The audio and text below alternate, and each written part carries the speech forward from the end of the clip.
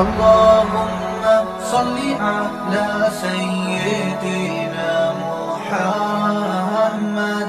يا رب صل وسلم دائما أبدا على حبيبك. السلام علیکم ورحمۃ اللہ وبرکاتہ. الحمد للہ الذي خلق الإنسان من نطفة أمشاج نبتليه فجعلناه سميعا بصيرا. نحمده ونستعينه ونستغفره ونؤمن به ونتوكل عليه ونعوذ بالله من شرور أنفسنا ومن سيئات أعمالنا. من يهده الله فلا مضل له ومن يضلل فلا هادي له. ونشهد أن سيدنا وسندنا ومولانا محمدا عبده ورسوله. أما بعد فأعوذ بالله من الشيطان الرجيم. بسم الله الرحمن الرحيم. فقلت استغفروا ربكم إنه كان غفارا يرسل السماء عليكم مدرارا ويمددكم بأموال وبنين ويجعل لكم جنات ويجعل لكم أنهارا. وقال النبي صلى الله تعالى عليه وسلم: يا ابن آدم لو بلغت ذنوبك عنان السماء ثم استغفرتني غفرت لك ولا أبالي، أو كما قال عليه الصلاة والسلام. اللهم صل على سيدنا ومولانا محمد وعلى آل سيدنا ومولانا محمد وبارك وسلم تسليما كثيرا كثيرا. رہے طلب میں سوار سب ہیں، پیادہ مثل غبار میں ہوں. رہے طلب میں سوار سب ہیں، پیادہ مثل غبار میں ہوں. تیرے گلستان میں گل تو سب ہے، بس ایک اگر ہے تو خار میں ہوں. مجھے بھی کچھ فکر آخرت ہو، بہت ہی غفلت شعار میں ہوں. پڑا رہا میں بیکار زندگی بھر، اب تو مشغول کار میں ہوں. جو کچھ مانگنا ہے خدا ہی سے مانگ اے اکبر، جو کچھ مانگنا ہے خدا ہی سے مانگ اے اکبر. یہ وہ در ہے جہاں آبرو نہیں جاتی. معزز و مکرم برادران عزیز، انسان کوئی فرشتہ نہیں کہ ان سے کوئی گناہ سرزد نہ ہو.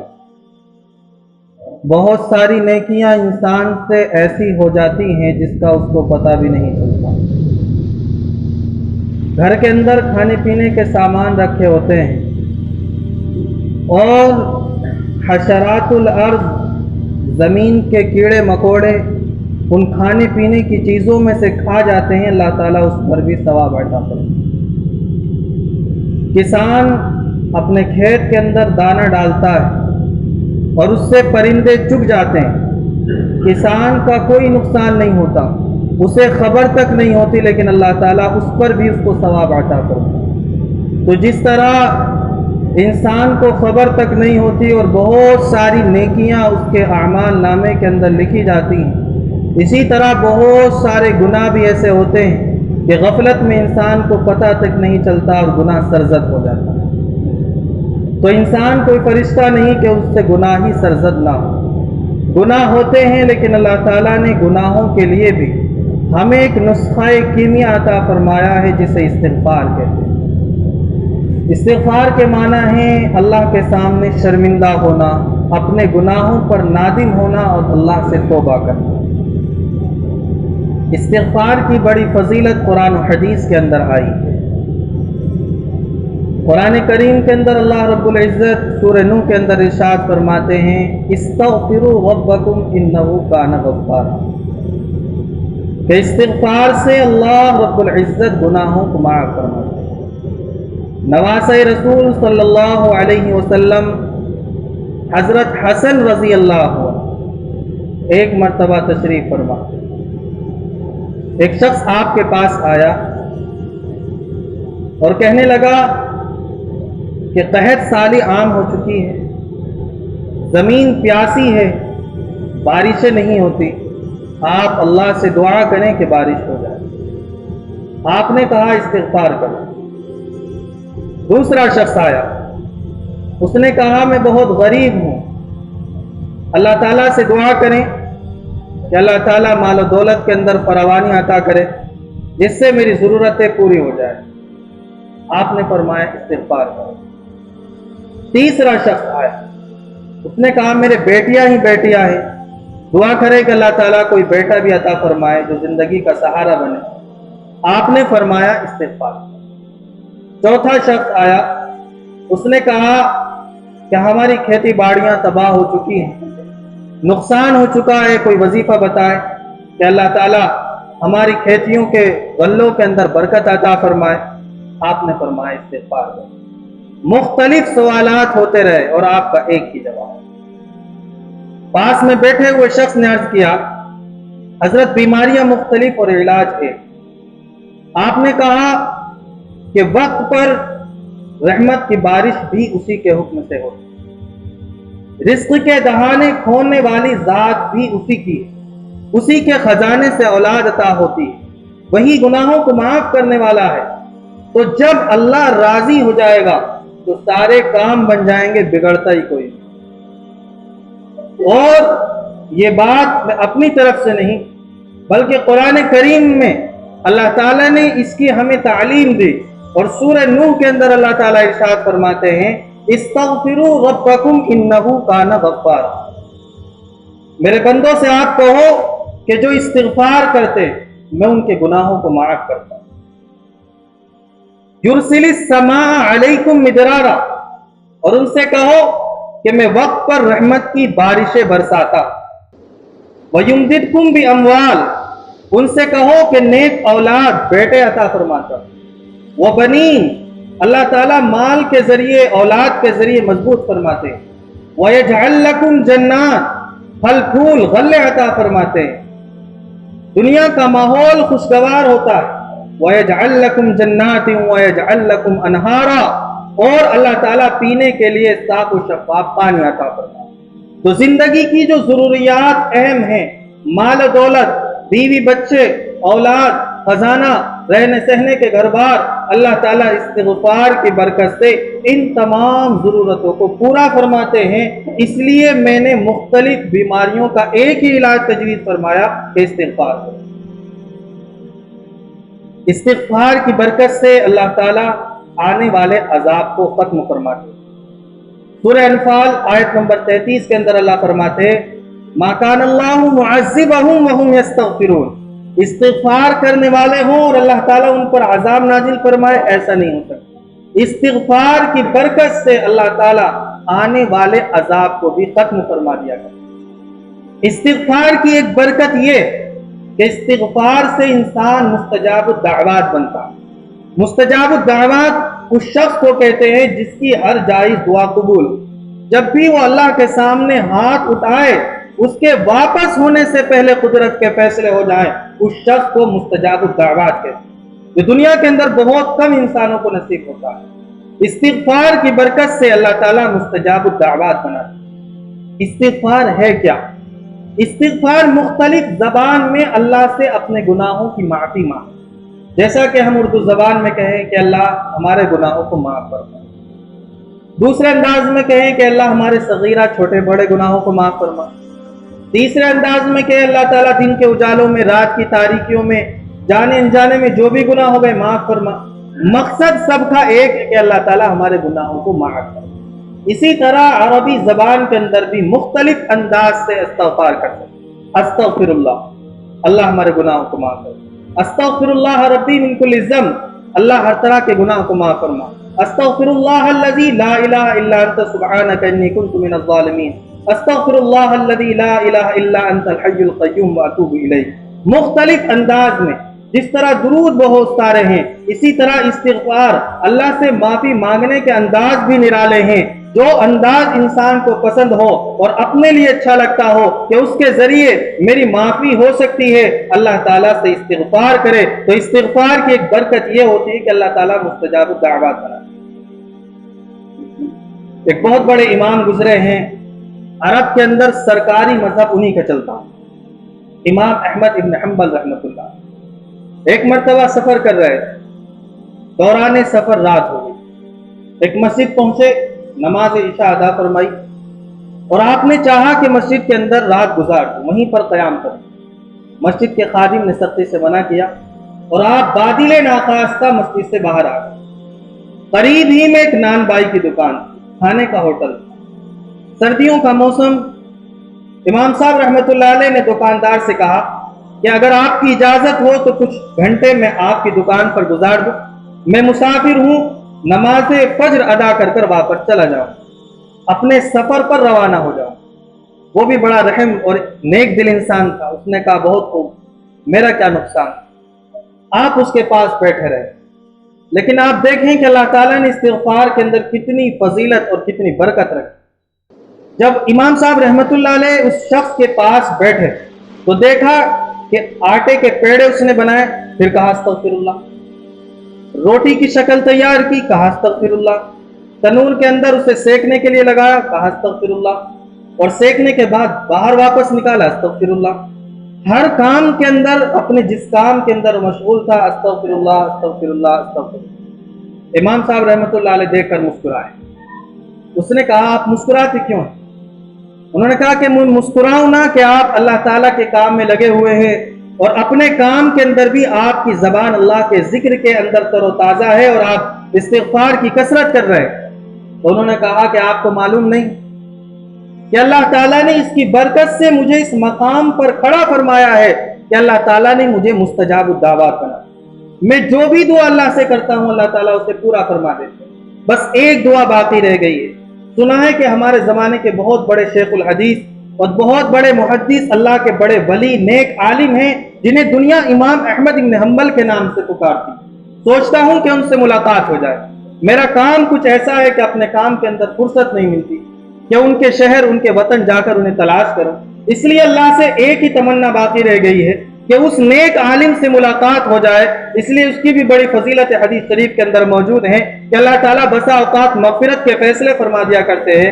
سوچتا ہوں کہ ان سے ملاقات ہو جائے، بس یہ حسرت دل کی باقی۔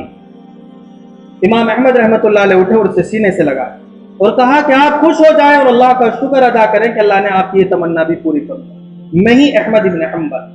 تو استغفار کی برکت سے اللہ رب العزت مستجاب الدعوات بھی بنا دے۔ استغفار کرنے والا کبھی اللہ کے یہاں مایوس نہیں ہوتا۔ استغفار کا مطلب ہوتا ہے اللہ رب العزت کے سامنے بار بار اپنی گناہوں کا اعتراف کر۔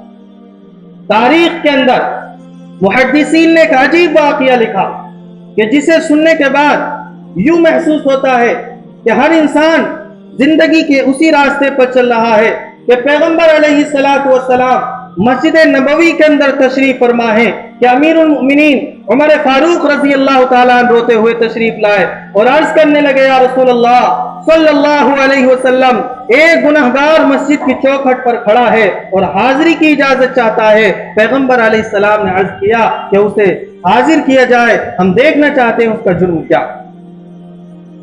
امیر المؤمنین رضی اللہ تعالیٰ عنہ اس گنہگار کے پاس آئے اور نبی کا پیغام سنایا۔ وہ پیغمبر علیہ السلام کے پاس آ کر بیٹھے. جرم کا اعتراف اس زمانے کے انسان کس طرح کیا کرتے اور رونے لگا. نبی نے کہا بتا تیرا گناہ کیا ہے؟ اس نے کہا یا رسول اللہ صلی اللہ علیہ وسلم میں بہت بڑا گناہ گار ہوں، بہت بڑا گناہ ہے، کس طرح آپ سے بیان کروں.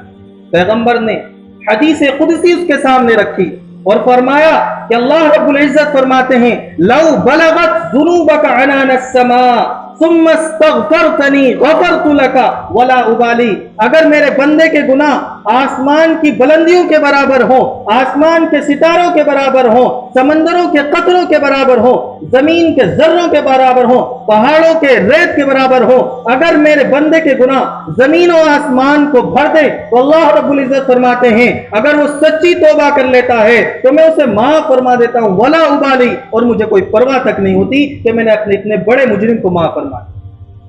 آپ بتاؤ کہ آپ کا گناہ کیا ہے؟ زبان ساتھ نہیں دیتی، زارو قطار رونے لگا اور کہنے لگا یا رسول اللہ صلی اللہ علیہ وسلم بہت بڑا مجرم ہوں، میرا گناہ آسمان سے بھی بڑا، زمین سے بھی بڑا، سمندروں کے قطرات سے بڑا، ریتیلوں سے بڑا.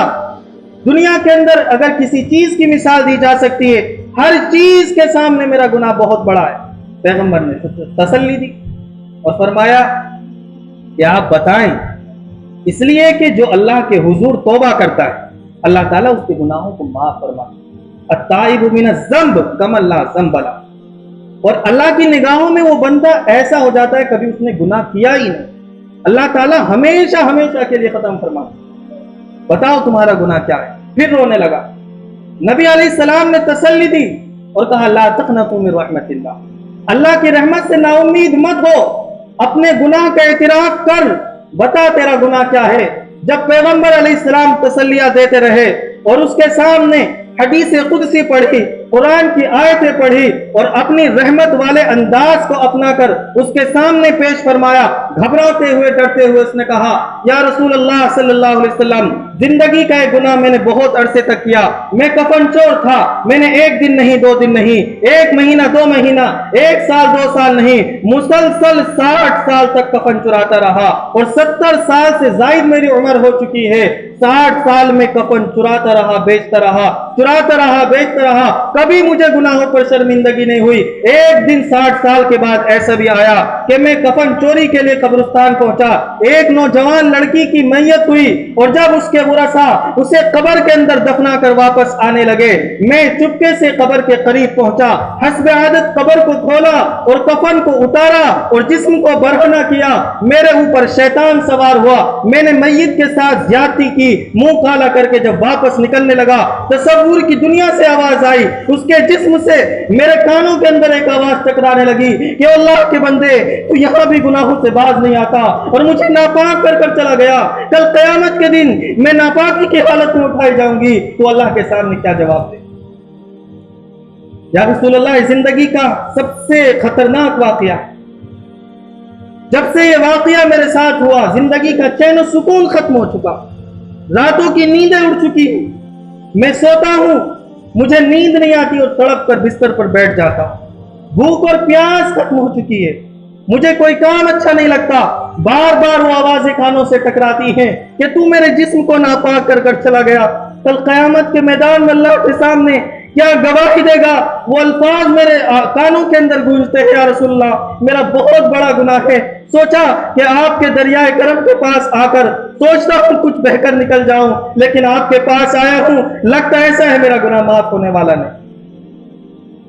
پیغمبر علیہ السلام کا چہرہ سرخ ہو گیا، جواب دینے کی ہمت نہ رہی. جب اس گنہگار نے دیکھا کہ یہاں بھی فریاد ایسی نہیں ہوئی اور پیغمبر علیہ السلام ناراض ہو چکے ہیں، اٹھ کر جنگلوں کی طرف چلا گیا اور 40 دن تک مسلسل اللہ کے حضور استغفار کیا اور اللہ تعالیٰ سے استغفار کرتا رہا اور کہا کہ اللہ اگر آپ میرے گناہ کو معاف کر سکتے ہیں اور آپ کے لیے کوئی مشکل کام نہیں ہے، آپ میرے گناہ کو معاف فرما دیں تو اس کی خبر نبی علیہ السلام کو پہنچا دیجئے، اپنے لاڈلے محبوب کو پہنچا دیجئے. لیکن اگر میری قسمت میں माफी नहीं लिखी हुई है तो मेरे जिस्म के टुकड़े फरमा दीजिए, मुझे जलाकर राख फरमा दीजिए, ताकि दुनिया के लिए सबक का निशान बन जाऊं और इबरत का निशान बन जाऊं, और आइंदा आने वाली नस्लें मुझसे पैगाम और सबक हासिल करें कि अल्लाह के फरमा बरदार अगर दुनिया के अंदर फरमा बरदारी की जिंदगी गुजारते हैं, उनके लिए अल्लाह के लिए इनाम है, तो नाफरमानों के लिए भी ये दुनिया जहन्नम से कम नहीं हुआ करती। अगर जो नाफरमान बगैर तौबा किए दुनिया से जाता है तो वो दुनिया उसके लिए जहन्नम हो जाती है। मेरी नाच को देखकर और मेरी राख को देखकर, मेरे जिस्म के निशानात को देखकर आइंदा आने वाली नस्लें एक पैगाम हासिल करें। 40 दिन हो गए इस्तिग़फ़ार करते कि एक दिन हजरत जिब्रील अलैहिस्सलाम तशरीफ लाए, नबी अलैहिस्सलाम की खिदमत में हाजिर होकर सलाम किया और अर्ज किया, या रसूल अल्लाह सल्लल्लाहु अलैहि वसल्लम, अल्लाह ताला ने आपको सलाम पेश किया और अल्लाह ताला ने आपसे कुछ सवालात पूछे, आप बताएं कि पूरी दुनिया के खालिक आप हैं या अल्लाह है। पैगंबर अलैहिस्सलाम डर गए, जिब्रील तुम ये क्या कहते हो, मेरा पूरी दुनिया का पैदा करने वाला मेरा रब है। दूसरा सवाल अल्लाह ने ये किया कि पूरी दुनिया के राज़िक आप हैं या अल्लाह है। पैगंबर अलैहिस्सलाम ने इरशाद फरमाया, बिला शक व शुबह ये कहा जा सकता है कि पूरी दुनिया का राज़िक और मेरा राज़िक मेरा रब है। और तीसरा सवाल रब ने यह मालूम किया है कि पूरी दुनिया को माफ करने वाले आप हैं या हम। नबी अलैहिस्सलातु वस्सलाम के आंसू जाते, जिब्रील तुम ये कैसे सवालात करते हो, इसमें कोई शक की गुंजाइश ही नहीं, हर चीज अल्लाह के हुक्म से वजूद में आती है। तो जिब्रील अलैहिस्सलाम ने कहा, या रसूल अल्लाह, जब हर चीज अल्लाह के हुक्म से वजूद में आती है तो 40 दिन पहले एक कफन चोर आपके पास आया था, आप ऐलान फरमा दें और उसे बुलाकर खुशखबरी दे कि अल्लाह ताला ने उसके गुनाह को माफ फरमा दिया। नबी अलैहिस्सलाम तड़प गए, अपने सहाबा को दौड़ाया और सहाबा ढूंढते रहे और जंगलों के अंदर पहुंचे और उसकी खिदमत में ये दरखास्त पेश की कि नबी अलैहिस्सलाम ने याद फरमाया है। वो दौड़ता हुआ पैगंबर के पास आया, नबी ने फरमाया, अल्लाह के बंदे, अल्लाह ने तेरे गुनाह को माफ फरमा दिया है और तेरी मग़फ़िरत फरमा दी है। अगर एक 60 साल का कफन चोर इतनी घिनौनी और घटिया हरकत करने के बाद अल्लाह के सामने सिर्फ 40 दिन, 60 दिन भी नहीं, जबकि उसने 60 साल से ये गुनाह किया था, सिर्फ 40 दिन इस्तिग़फ़ार किया और अल्लाह के सामने आंसू बहाए और अल्लाह रब्बुल इज़्ज़त ने माफ फरमा दिया, तो हम दिन रात गुनाहों के अंदर डूबते हैं। गुनाहों का एहसास होना चाहिए, लेकिन अल्लाह की रहमत से नाउमीद हम क्यों होते हैं कि हमसे नमाज पढ़ने नहीं आती, मस्जिद जाकर हम क्या करेंगे, रोजा रखना नहीं आता, मस्जिद जाकर क्या करेंगे, पूरी जिंदगी गुजर गई, हम क्या करेंगे। जो कफन चोर का रब था वही रब हमारा है, जो कुदरत अल्लाह की उस जमाने के अंदर थी वही कुदरत आज है, लेकिन कमी हमारे अंदर है। हम अपने आप को इतना घटिया समझ चुके हैं कि हम किसी चीज को सीखने की कोशिश नहीं करते। अल्लाह रब्बुल इज़्ज़त ने उसके गुनाह को माफ फरमाया और पैगंबर अलैहिस्सलाम को हुक्म दिया कि आप उसको खुशखबरी सुनाएं। तो इस्तिग़फ़ार की बरकत से अल्लाह रब्बुल इज़्ज़त गुनाहों को माफ फरमाते हैं। इस्तिग़फ़ार की बरकत से अल्लाह ताला वक्त पर रहमत की बारिशें बरसाते हैं और दुनिया के अंदर से भुखमरी क़हत साली को दूर फरमाते हैं। इस्तिग़फ़ार की बरकत से अल्लाह रब्बुल इज़्ज़त माल दौलत से नवाजते हैं और गुर्बत का खात्मा फरमाते हैं। इस्तिग़फ़ार की बरकत से अल्लाह रब्बुल इज़्ज़त नेक औलाद, नेक बेटे, जो जिंदगी का सहारा, जो इंसान की सभी जमा पूंजी होती है, अल्लाह ताला वो अजीम सरमाया अता फरमाते हैं। इस्तिग़फ़ार की बरकत से अल्लाह ताला दुनिया के अंदर अमल कायम फरमाते हैं। इस्तिग़फ़ार की बरकत से अल्लाह ताला गल्ले अता फरमाते हैं। इस्तिग़फ़ार की बरकत से मा कान अल्लाहु मुअज़्ज़िबहुम व हुम यस्तग़फ़िरून, आने वाले आते हुए हवादिसात, मुश्किलात, बीमारियों का अल्लाह ताला खात्मा फरमाते हैं। इस्तिग़फ़ार की बरकत से अल्लाह ताला मुस्तजाब दावत बनाते हैं। इस्तिग़फ़ार की बरकत से अल्लाह ताला खुश होते हैं और अपने बंदे को माफ फरमाते हैं। इसलिए हम सब इस्तिग़फ़ार करने की रोजाना कोशिश किया करें। जो इस इंसान पाबंदी से इस्तिग़फ़ार करेगा और अपने घर की औरतों को हुक्म दे कि जिस तरीके से उस नान भाई ने खाना पकाते हुए इस्तिग़फ़ार किया था और अल्लाह ताला ने इस मकाम पर खड़ा फरमाया था, अगर हमारे घर की ख़वातीन अपने कपड़े धोते हुए, उन पर परहेज़ करते हुए, खाना बनाते हुए, घर की सफाई करते हुए सिर्फ ज़बान से अस्तग़फ़िरुल्लाह अस्तग़फ़िरुल्लाह पढ़ती रहेंगी, तो अल्लाह तबारक व तआला उन्हें जिंदगी का अच्छा साथी अता फरमाएंगे, जो उनके लिए सबसे बड़ी दौलत होगी। और अल्लाह ताला उनके लिए अच्छे रिश्तों का इंतजाम फरमाएंगे, जो माँ बाप के लिए सबसे अजीम दौलत होगी। और एक औलाद के लिए सबसे अच्छे रिश्ते का मिल जाना माँ बाप की सबसे बड़ी खुश हुआ। करेंगे सब इंशाअल्लाह। تو سنت پر عمل کرتے ہوئے ایک مرتبہ ہم سچے دل سے اللہ تعالیٰ کے سامنے یہ حضور توبہ کر لیں اور ایک مرتبہ اپنی زبان سے اللہ کے گھر میں استغفار کر لیں. ہو سکتا ہے کہ اللہ تعالیٰ ہمارے گناہوں کو بھی معاف فرما دے. استغفر اللہ ربی من کلی ذنب واتوب الیہ. اللہ تعالیٰ زیادہ سے زیادہ ہمیں استغفار کی توفیق عطا فرمائے، ہمارے گناہوں کو معاف فرمائے. وآخر دعوانا الحمدللہ رب العالمین.